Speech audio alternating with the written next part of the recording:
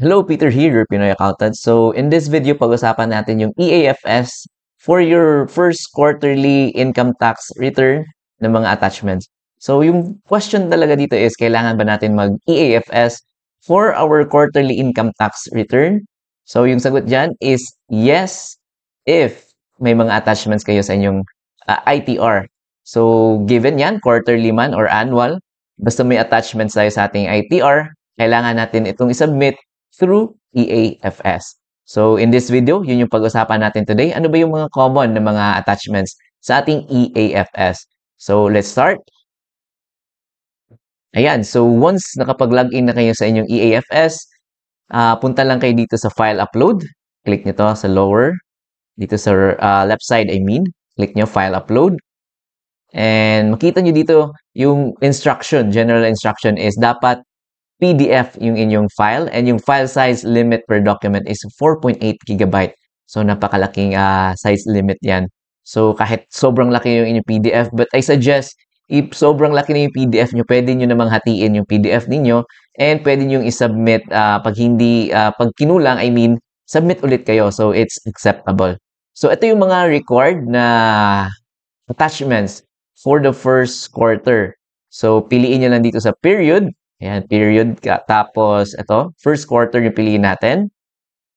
And then yung month, ano ba yung end month ng first quarter natin? That is January, February, March. So, March yung ilalagay natin dito. Ayan, select month, March. And for the year, ayan, of course, 2025 na tayo. Ayan. So, yung difference lang, actually, difference lang nito from our previous video, yung sa annual EAFS, is walang financial statements na required for the quarterly ITR. So, yun lang yung difference. So, if gusto nyo pa, in our previous video kasi mas detailed yon, step by step, may guide doon kung paano kayo makapag-register sa inyong EAFS. Sa mga wala pang EAFS dyan, balikan nyo lang yung ating previous video. So, ito, yung mga required attachments, ITR and the tax credits. So, yung sa ITR na side, yung memorandum talaga ng BIR dito is yung i-attach dito is the email na confirmation or yung the tax return receipt confirmation.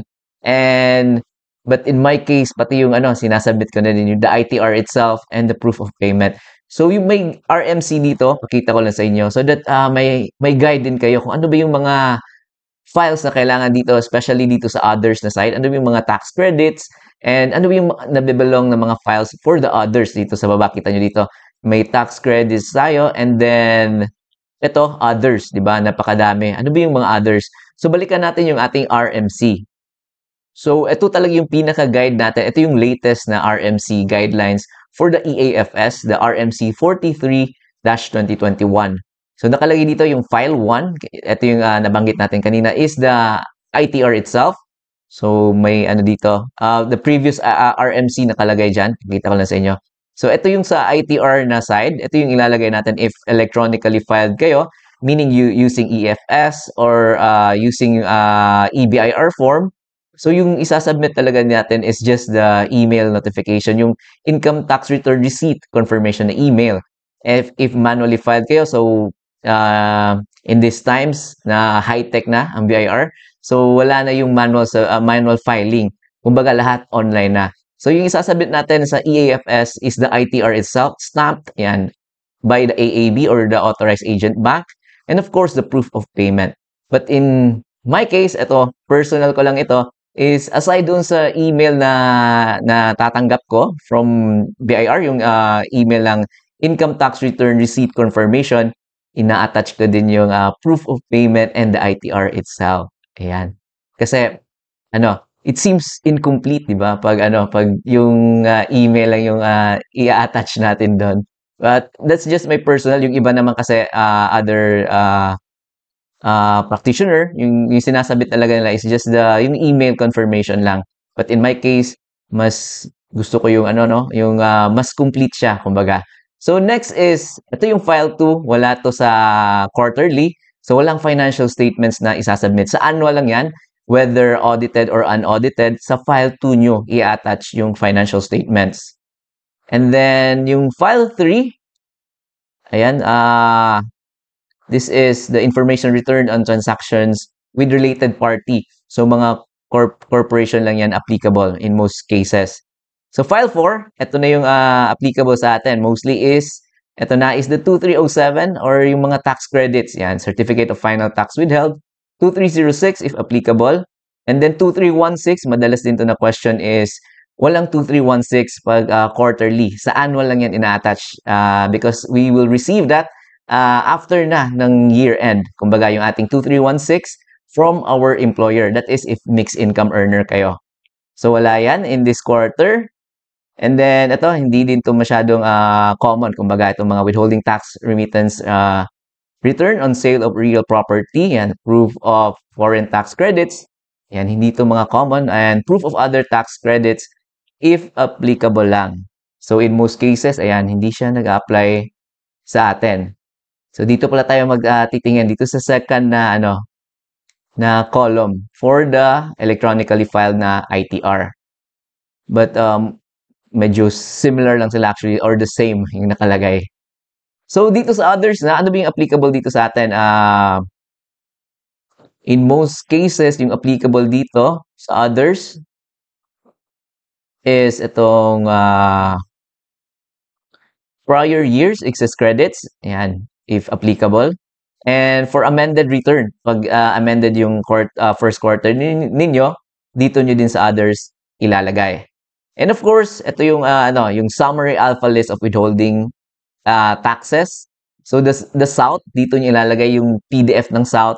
And yung yung report, I mean yung acknowledgement, may system generated yan na acknowledgement report or acknowledgement receipt. Kumbaga, once you emailed doon sa e-submission, makakatanggap kayo ng first email, yun yung acknowledgement, it's a system generated. So pwede yun na lang yung i-attach ninyo because yung iba hindi talaga nakaka-receive ng validation report. So pag walang validation report, yung sabi ng BIR is yung system generated na lang na acknowledgement receipt na natanggap or na-submit ninyo in yung South, pwede na yun ang i-attach natin as proof. Ayan. And others, so basically, yun lang yung mga common dito sa ating first quarter na ITR. Yung the ITR, the 2307, and the South sa others na portion. So ito, let's go back to our EAFS. So dito sa EAFS, again, yung period natin is the first quarter, month is March, and year is 2025. So i-attach natin yung mga files related dun sa income tax return. So yung ginagawa natin dito, again, mini-merge na lang natin yung mga files so that isang PDF file lang sila. So yung ginagamit ko is may website lang, I love PDF. And then doon ko na i-attach yung, kino-combine or mini-merge yung mga related na files. So for the income tax return, yung mini-merge ko dito is the ITR itself and the email na tax return confirmation receipt and of course the proof of payment. So pakita ko sa inyo kung paano natin i-merge using the I Love PDF. So dito sa website ng I Love PDF, ayan, ilovepdf.com. Dito tayo sa Merge PDF. And then select nyo lang yung mga PDF files. So yung ginagawa ko, actually ina-arrange ko na yung mga files. So pakita ko sa inyo. So yung ginagawa ko is, kita nyo dito by folder na yan. File 1 is the ITR. File 4 is for the tax credits. And file 5 yung others. So dito muna tayo sa ITR. Ayan. So ito yung mga related sa ating income tax return is the ITR itself, yung tax return receipt confirmation email, and the proof of payment. So itong tatlong files na ito, i-merge natin using the ilovepdf.com na website. So ito, select PDF files natin. And then puntahan natin yung ating, yung mga ITR, the proof of payment, and the tax return receipt confirmation. So isa-select lang daw natin itong tatlong files. And then open. Ayan. So ito, pwede nyo actually to i-rearrange. Pwede nyo iuna itong ITR. And then, or ito, ITR return receipt confirmation. And then, the proof of payment. Ayan. And the ITR itself. So ito yung merge file na natin. And then, i-download yung merge PDF. So, ayan, once na-download na natin yung merge file, kita nyo, ito yung merge file na dinownload natin, the 2025 Q1 ITR merge.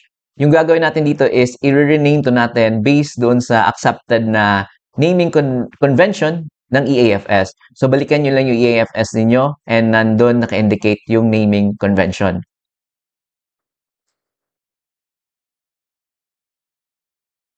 So, dito sa EAFS, makita nyo, ito yung mga required file names or yung naming convention. So, sa ITR, ito, EAFS, then the TIN, and then yung naming convention niya, ITR Q03 2025. And ganun din sa iba. Itong sa others, EAFS, ayan. Ito yung mga file names. So, i-rename nyo yung mga files nyo based dito sa required na file names. Otherwise, hindi siya i-accept ng EAFS. So, dito tayo sa ITR, or the income tax return. Ito yung naming convention natin. So, pwede nyo i-highlight and then control copy and then balikan nyo yung PDF file nyo and then i-rename natin. So, balikan nyo yung merge na file or document, rename nyo, and then i-paste nyo dito yung naming convention. And then, enter nyo. Ayan. So, ito na yung file name niya and pwede na natin siyang i-upload sa ating EAFS. So, balik tayo sa EAFS and then dito sa income tax return, ito, click nyo lang itong choose. And then, piliin nyo yung na-rename natin na merge na document. Ito. Yan. So, uploading file. Hintayin lang natin. So, it could take time, especially if mabigat yung file. And at the same time, if mahina yung internet. So, ayan. So, kita nyo, hindi siya successful. So, may mga cases na ganon. So, balik tayo. Yung period is the 1Q. Ayan, month is March. And then year is 2025. And then choose ulit. And then select nyo yung renamed na merged PDF. Select nyo. Ayan, uploading file. Please wait. Ayan, so ano dito? Ayan. Malalaman nyo yan. Pag nakalagay dyan, may file name na dyan, that PDF. So, ibig sabihin successfully na na-attach nyo yung inyong file. So, proceed tayo sa next are the tax credits. So, in the first quarter, yung applicable lang sa atin, yung nabanggit natin kanina is the 2307. So, ganun pa din yung gagawin natin lahat ng 2307, i-merge natin into one file. Yan, so balik tayo sa I love PDF and then select natin yung mga 2307 for the first quarter. Dito tayo sa file 4. Ayan, so ito yung may tatlong 2307 tayo. For example lang to. Sa first quarter, so January, February, and March.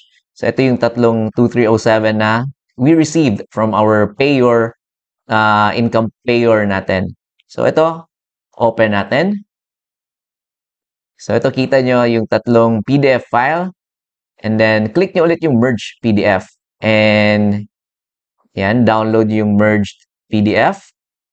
And then after ganun ulit yung i-rename natin. And then once renamed na siya, pwede natin i-upload doon sa EAFS. So ito, na-download na natin yung merged file. So yung next step natin is i-rename natin siya according to sa naming convention. So balikan nyo lang yung EAFS and naka-indicate man doon kung ano yung file name na kailangan natin i-gamitin.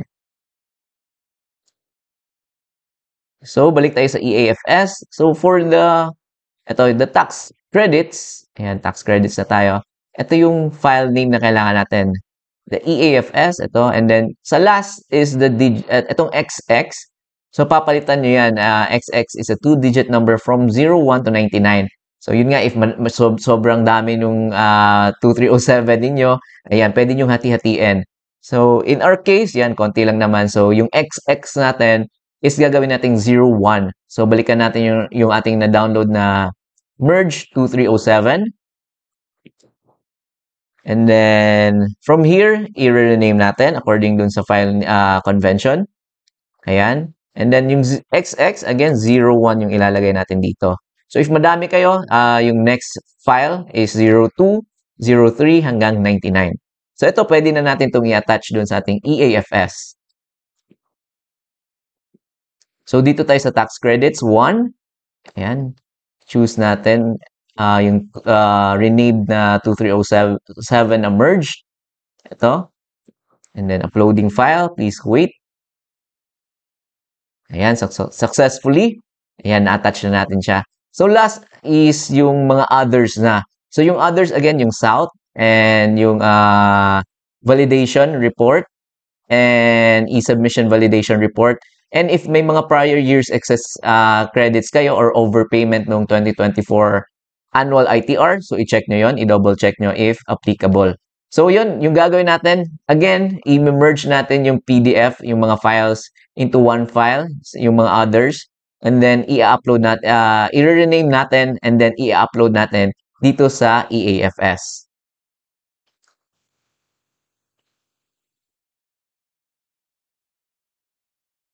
So select natin yung ating others. So we have here yung South.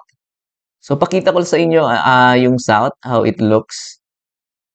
Actually, you can generate, sa ating previous video sa 2307, pinakita ko kung paano nyo to i-generate into PDF file yung summary ng alpha list ninyo na 2307. So, check nyo lang yung description ko down below. And then, pakita ko sa inyo how it looks.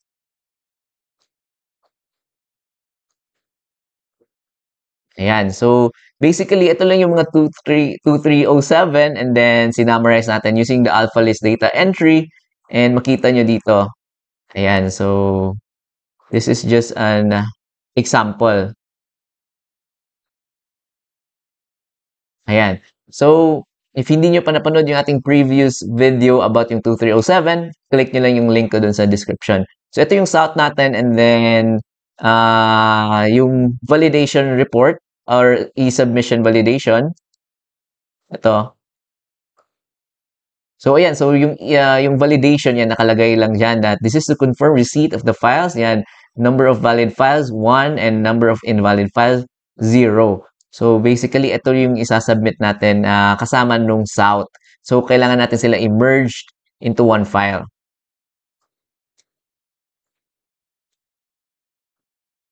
So, ito, click nyo itong add more files. Aside sa South, again, yung e-submission validation report, kailangan natin i-submit din. So, ito, yung dalawang file na yan, ating i-merge. Merge PDF. And then, download merge PDF.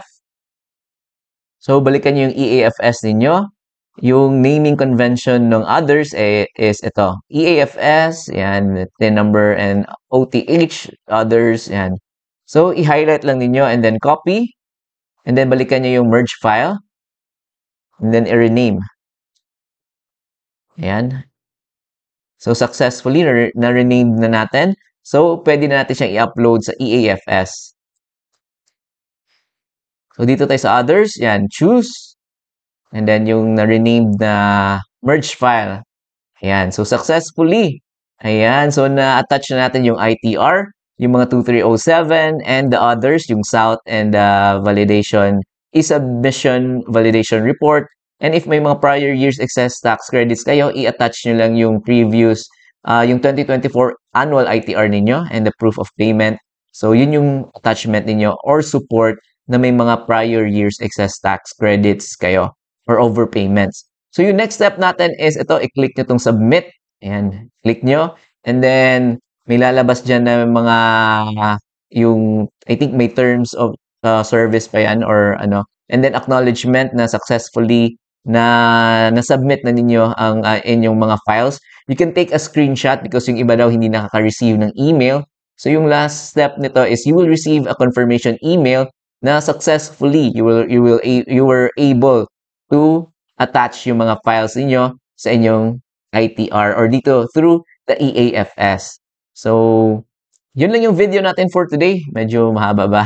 Anyway, if may mga tanong kayo about dito sa EAFS first quarter, again, if may mga attachments kayo sa inyong ITR, whether quarterly ito, first quarter, second quarter, or third quarter and the annual ITR if may mga attachments kayo kagaya ng 2307 and itong mga South, kailangan yung i-submit ito or i-attach using the EAFS. So, yun lang yung video natin for today. If may mga tanong kayo, just comment down below. And thank you for watching and please don't forget to subscribe to our YouTube channel, Pinoy Accountant. And thank you very much and appreciate yung mga comments ninyo. Hindi ko lang nare-replyan yung iba, but I try my best to reply sa lahat. And if ever, gagawin ko naman ng mga videos, yung mga questions niyo, yung mga frequently asked na questions. So again, thank you very much, and I'll see you again next time.